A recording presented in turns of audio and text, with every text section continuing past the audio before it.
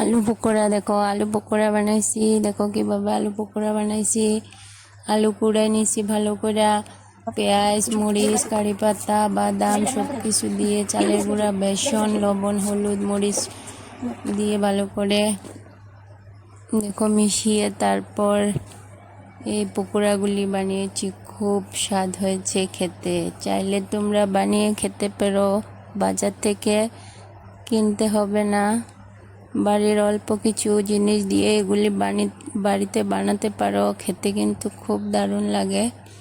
এত দারুণ হলে কি হইব, আমরা খাইতে পারি না। একটু খাইলে যে সমস্যা দেখা দেয়, তোমার আর কার এমন হয়?